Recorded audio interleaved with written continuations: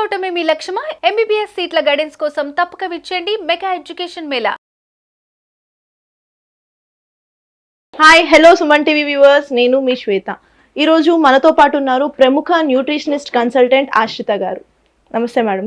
Hi ma'am, coming to non vegetarians, వాళ్ళకి high protein food కావాలి అంటే చికెన్, మటన్ ఇలాగా వాళ్ళకి కొన్ని ఆప్షన్స్ ఉన్నాయి. కానీ వెజిటేరియన్స్కి వచ్చేసరికి హై ప్రోటీన్ ఫుడ్ అనేది ఎలా దొరుకుతుంది? గుడ్ క్వశ్చన్ అండి. ప్రతి ఒక్కళ్ళు ప్రోటీన్ అనగానే అది చాలా పెద్ద టాపిక్ ఆఫ్ డిస్కషన్ అవుతుంది, స్పెసిఫిక్ గా వెజిటేరియన్స్ కి. సో ఏంటంటే జనరల్ గా ఎన్ఐఎన్ నార్మ్స్ ప్రకారం నాన్ వెజిటేరియన్స్ అయితే 0.8 grams per kg weight protein తీసుకోవచ్చు వాళ్ళు రోజు. కానీ వెజిటేరియన్ ఫుడ్ తీసుకునే వాళ్ళు మటుకు 1 gram per kg weight protein తీసుకోవాలి. సో వెజిటేరియన్ ఫుడ్ లో ప్రోటీన్ ఆప్షన్స్ ఎక్కువ తీసుకోవాలి. ఎందుకంటే వేరియేషన్ అలా?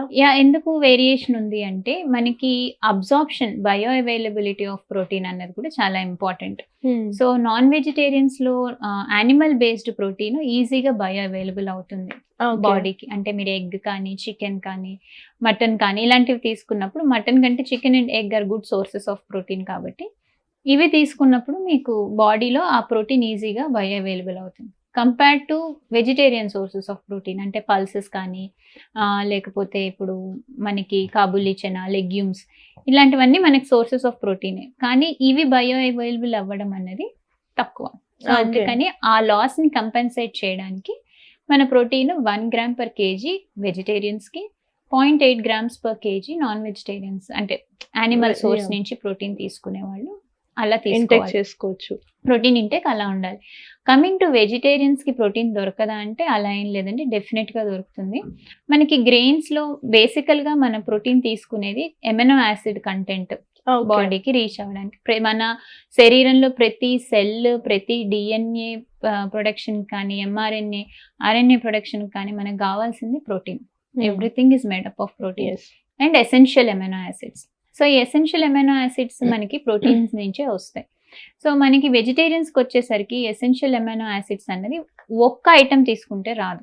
ఇప్పుడు అదే నాన్ వెజిటేరియన్ యానిమల్ సోర్స్ తీసుకునే వాళ్ళకి ఎగ్ తీసుకున్న ఎమినో యాసిడ్స్ అన్ని ఉంటాయి, చికెన్ తీసుకున్న అందులో 9 ఎసెన్షియల్ ఎమినో యాసిడ్స్ ఉంటాయి. కానీ వెజిటేరియన్స్ కి అట్లాగా నేను ఓన్లీ కందిపప్పు తీసుకుంటాను ఇందులో అన్ని ఎమినో యాసిడ్స్ వస్తాయంటే రావు. ఎప్పుడు కూడా మనకి ప్రోటీన్స్ తో పాటు వెజిటేరియన్స్ లో పల్సెస్ తో పాటు గ్రెయిన్స్ ని కంబైన్ చేయాలి. ఇలా కంబైన్ చేసినప్పుడే మనకి 9 ఎసెన్షియల్ ఎమినో యాసిడ్స్ వస్తాయి. సో సాధారణంగా మనం తినే ట్రెడిషనల్ పద్ధతి ఈటింగ్ లో కూడా అన్నం ఎప్పుడు పప్పుతో కంబైన్ చేసుకునే తింటాం.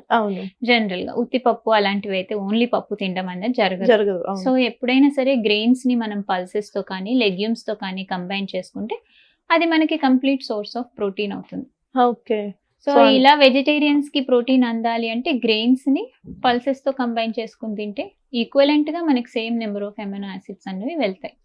దాన్ని బట్టి మనం డైట్ అది డిజైన్ చేసుకోవచ్చు. ఇది ప్రాపర్ గా తెలియని వాళ్ళు వెజిటేరియన్స్ లో కూడా చాలా మంది, అది ఒక ఫ్యాషన్ కావచ్చు, లేకపోతే బాడీకి ప్రాపర్ ప్రోటీన్ దొరకట్లేదు అని చికెన్ తినే వాళ్ళు చాలా మంది ఉన్నారు. కౌంట్ చూసుకుంటే ఈ రోజుల్లో compare to non vegetarians, veg తినే వాళ్ళే ఎక్కువ ఇప్పుడు నాన్ వెజ్ తింటున్నారు. సో అందులో సగం మంది ఏంటి అని అంటే మనకి ప్రోటీన్ కావాలి, ఈ రోజుల్లో ఏం తింటే ఏముందిలే ప్రోటీన్ కోసమే అన్నట్టుగానే ఫోకస్ చేస్తున్నారు. కాకపోతే వాళ్ళకైతే మీరు చెప్పినట్టు పల్సెస్ కి, గ్రెయిన్స్ కి మిక్స్ తింటే ప్రాపర్ ప్రోటీన్ ఇంటేక్ అనేది దొరుకుతుంది. దాంతో పాటు మనకి సోయా టోఫులో 8 grams ఆఫ్ ప్రోటీన్ వస్తుంది.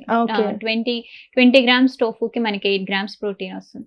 సో ఇట్లాగా మనకి వెజిటేరియన్ సోర్సెస్ లో కూడా ప్రోటీన్ పుష్కలంగా దొరికే అవకాశాలు ఉన్నాయి. మనం ఎలా ప్లాన్ చేసుకుంటున్నాము అన్నది. పన్నీర్ కి వచ్చేసరికి ఏంటి? Paneer milk product, definitely it's an animal source. So అందులో కూడా మనకి ప్రోటీన్, కంప్లీట్ ప్రోటీన్ దొరుకుతుంది. సో మనకి tofu is also very good vegetarian. కొంతమంది ఓన్లీ వీగన్స్ ఉంటారు, వాళ్ళు యానిమల్ సోర్సెస్ ఏమీ తీసుకోరు. అలాంటి వాళ్ళకి టోఫు మంచి ఆప్షన్, కిన్వా మంచి ఆప్షన్. వీటిలలో మనకి 8 grams. మిల్లెట్స్ లో చాలా మంచి ప్రోటీన్ ఉంటుంది, ఫాక్స్టైల్ మిల్లెట్ లో ప్రోటీన్ ఉంటుంది. సో ఇట్లా మనం గ్రెయిన్స్ అండ్ పల్సెస్ కాంబినేషన్ లో ప్రోటీన్ అన్నది.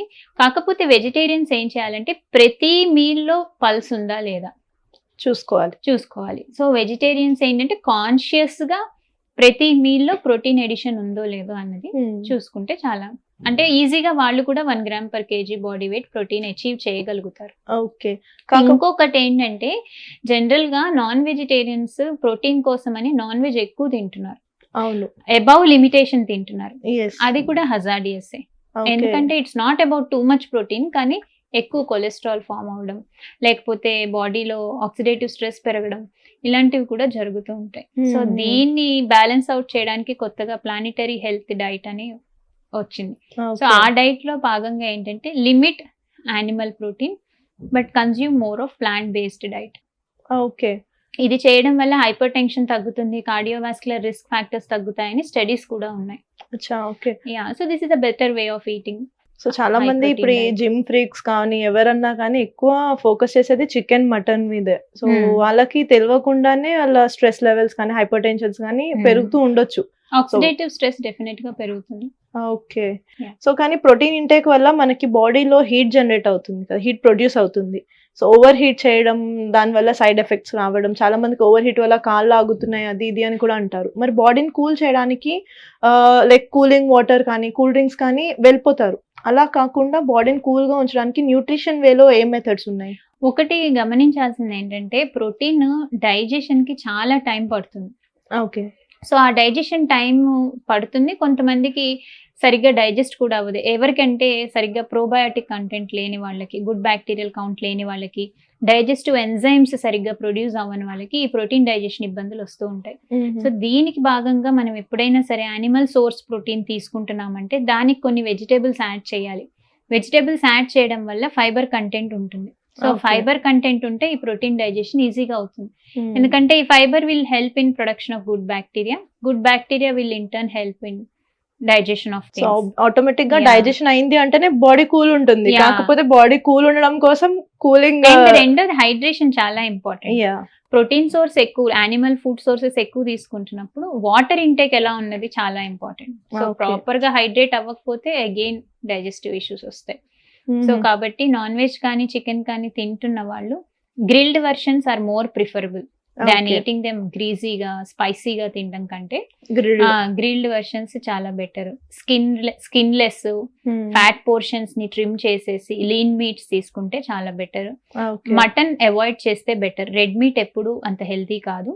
Provided only for certain conditions మనం రెడ్ మీట్ ని ఎంకరేజ్ చేస్తాం, కానీ అదర్వైజ్ మామూలుగా హెల్తీగా ఉన్న వాళ్ళు రెడ్ మీట్ అవాయిడ్ చేస్తేనే better. Okay. So chicken is Yeah. More preferable than mutton Fish- ఈ విషయానికి వచ్చేసరికి. ఫిష్ ఇంకా మంచి సోర్స్. ఫిష్ లో మీకు ఒమేగా 3 ఫ్యాట్స్ ఉంటాయి. ఫ్యాట్ అంటే సాచురేటెడ్ ఫ్యాట్ కంటెంట్ చాలా తక్కువ ఉంటుంది. ప్రోటీన్ కంటెంట్ కూడా బాగుంటుంది. So preferably first you go with eggs, fish, chicken, then and the last preference is for mutton. Yeah. Okay. So చూసారు కదండి, నాన్ వెజిటేరియన్స్ కి మాత్రమే ప్రోటీన్ ఇంటేక్ అనేది లేదు, వెజిటేరియన్స్ కి కూడా పల్సెస్ అండ్ గ్రెయిన్ కాంబినేషన్ లో ప్రాపర్ ప్రోటీన్ ఇంటేక్ అనేది దొరుకుతుంది. బేసిక్ గా ప్రోటీన్ తీసుకున్న తర్వాత బాడీలో హీట్ ప్రొడ్యూస్ అవుతుంది కాబట్టి బాడీ హీట్ ని తక్కువ చేయడం కోసం మీరు కూల్ డ్రింక్స్ అవన్నీ కాకుండా హైడ్రేట్ గా ఉండడానికి ట్రై చేయండి. సో దట్ మీకు బాడీ ప్రోటీన్ డైజెషన్ కూడా ఈజీగా ఉంటుంది.